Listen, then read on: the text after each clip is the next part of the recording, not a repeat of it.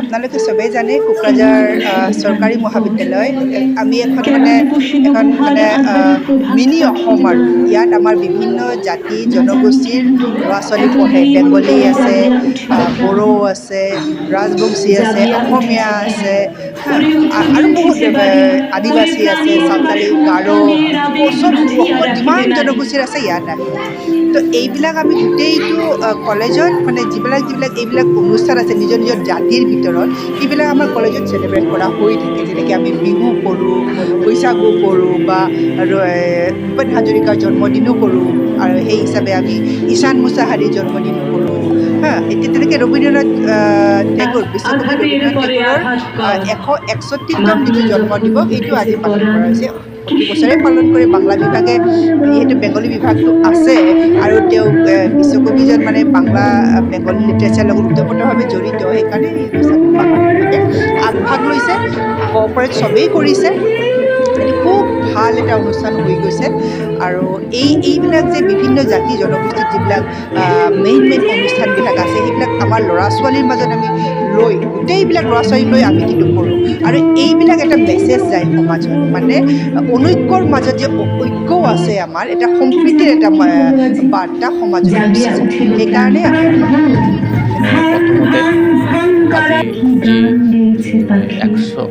161তম 161 birthday celebration of Rabindranath Thakur, মহাকবি বিশ্বকবি ৰবীন্দ্ৰনাথ ঠাকুৰৰ আজি যি জন্ম জয়ন্তী, মই জন্মদিনৰ শুভেচ্ছা জ্ঞাপন কৰিছোঁ গোটেই ভাৰতবাসী।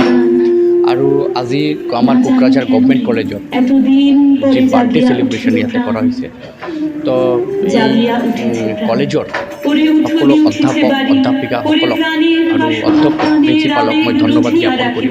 কোকৰাঝাৰ গভৰ্ণমেণ্ট কলেজত কবিগুৰু ৰবীন্দ্ৰনাথ ঠাকুৰৰ জন্ম জয়ন্তী উদযাপন কৰা হৈছে।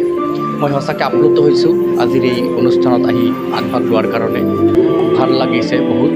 আৰু মই এইটোৱে ক'ব বিচাৰিছোঁ যে মহাকবি বিশ্বকবি ৰবীন্দ্ৰনাথ ঠাকুৰৰ বহুত অৱদান আমাৰ এই ভাৰতবৰ্ষ বুলি নহয়, আজি গোটেই পৃথিৱীত আজি টেগৰৰ বাৰ্থডে চেলিব্ৰেশ্যন হৈ আছে।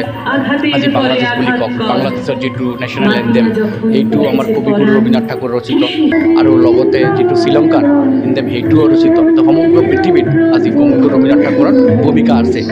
তো কবিগুৰু ৰবীন্দ্ৰনাথ ঠাকুৰে আমাক এইটো মানে এটা মানে ভাৰতবাসী মানে এটা আমাক হেৰি দি থৈ গৈছে যে যিমান কবিতা আৰু পুস্তক তেওঁ ৰচিত, তাৰ লিখা ইমান এনেকুৱা কবি আজিলৈকে জন্ম লোৱা নাই যিমানখিনি তেওঁ কবিতা লিখিছে, যিমান গান লিখিছে। আৰু সেই গান কবিতাবিলাক আমাৰ জীৱনক এনেকুৱা মানে ইনস্পাইৰেশ্যন দিয়ে, অনুপ্ৰেৰণা দিয়ে, আমি নিজকে তৈৰি কৰিব পাৰোঁ, আমি ভাল পথেৰে আগবঢ়াই যাব পাৰোঁ, আমাৰ দেশখন আগবঢ়াই লৈ যোৱাৰ চিন্তা কৰিব পাৰোঁ। আজি যিটো নেশ্যনেল এন্থেম, আমি যিকোনো প্ৰত্যেক জাতি জনগোষ্ঠীৰ যেতিয়া আমি নেশ্যনেল এন্থেম আৰম্ভ কৰোঁ, কোনোবা যদি আমাৰ ভাৰতীয় ক্ৰিকেট দল বা ভাৰতীয় ফুটবল দল যদি বাহিৰৰ কিবা কাণ্ট্ৰিত যেতিয়া মানে অপেনিং আৰম্ভ হয় যিটো এন্থেম, সেই গানটো আমাৰ কবিগুৰু ৰবীন্দ্ৰনাথ ঠাকুৰ ৰচিত, তাৰমানে গোটেই সমগ্ৰ পৃথিৱীত। আৰু তেওঁৰ মই স্পেচিয়েলি এটা মানে মেছেজ দিব বিচাৰিছোঁ ৰাইজক যে তেওঁৰ এটা এনেকুৱা এটা গান আছে যি গানটো নেকি প্ৰত্যেক মানুহৰ জীৱনক অনুপ্ৰাণিত কৰে, আৰু সেই গানটো আজি ৱৰ্ল্ড ফেমাছ। বহুত ডাঙৰ মানুহক মানে এই গানটো গাইছে আৰু শুনে। এই গানটো হ'ল, আপুনি এক লাইন মই শুনাই দিওঁ। গানটো যেনেকুৱা যে যদি তোৰ ডাক শুনে কেউ না আসে তবে একলা চলৰে।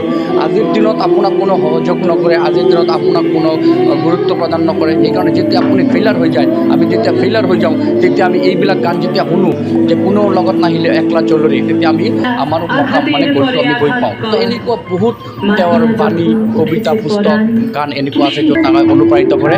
তো মই ধন্যবাদ জনাম কোকৰাঝাৰ গভৰ্ণমেণ্ট কলেজক যে তেখেতসকলে ইমান ধুনীয়াকৈ আয়োজন কৰিছে। অহা দিন যাতে আৰু ধুনীয়াকৈ আয়োজন কৰিব পাৰোঁ আৰু আমাৰ গভৰ্ণমেণ্ট ফালৰ পৰা যাতে আমি চিন্তাধাৰা কৰিব পাৰোঁ।